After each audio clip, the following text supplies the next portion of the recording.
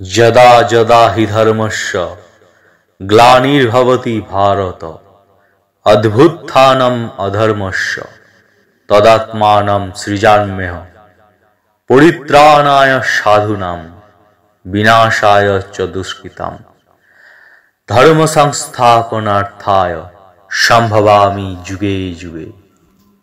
এই পৃথিবীতে যখনই পাপের ভারে ভরে উঠেছে ঠিক তখনই নানান অবতার রূপ ধারণ করে যুগে যুগে আবির্ভূত হয়েছেন নারায়ণ।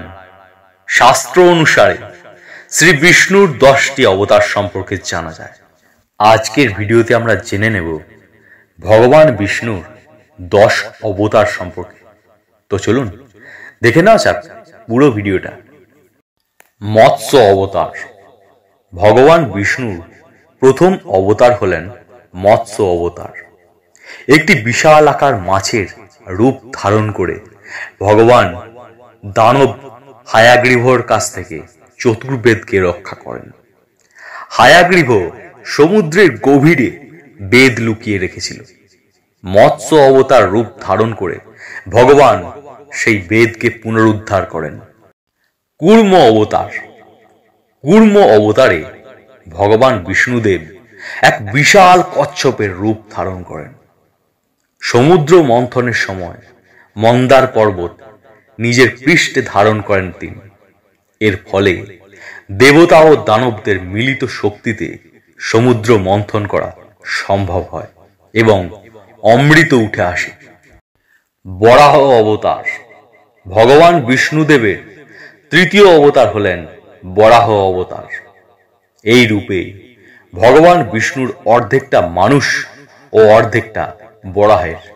বরাহ অবতার রূপ নিয়ে রাক্ষস হিরণ্যকর হাত থেকে পৃথিবীকে রক্ষা করেন তিনি।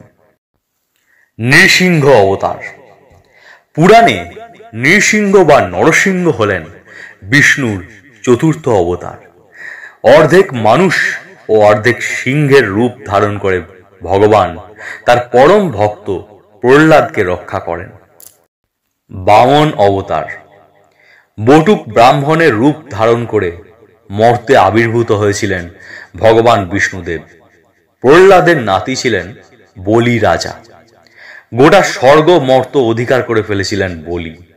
বামন অবতার রূপ ধারণ করে তার কাছে 3 পা রাখার মতো জমি প্রার্থনা করেন বিষ্ণু। 2 পায়ে স্বর্গমর্ত অধিকার করে ফেলেন তিনি, আর 3য় পা রাখেন বলির মাথায়। পরশুরাম অবতার।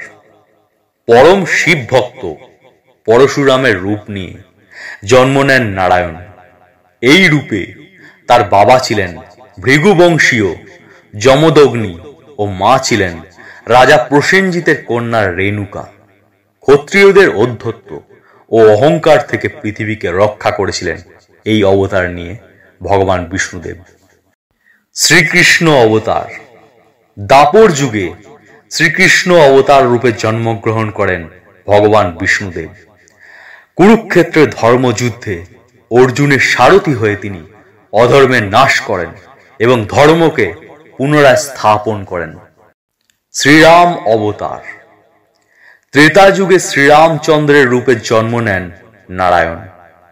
অযোধ্যার রাজা দশরথ ও রানী কৌশলার পুত্র রাম পৃথিবীকে রাবণের অত্যাচার ও অনাচারের হাত থেকে রক্ষা করেছিলেন। বুদ্ধ অবতার। গৌতম বুদ্ধকেও বিষ্ণুদেবের 9ম অবতার হিসেবে মনে করা হয়। এই রূপে ধর্মীয় অনাচার থেকে পৃথিবীকে রক্ষা করতে আসেন তিনি। বৌদ্ধ ধর্মের প্রতিষ্ঠা করেন বুদ্ধদেব। কল্কি অবতার। কল্কি অবতারই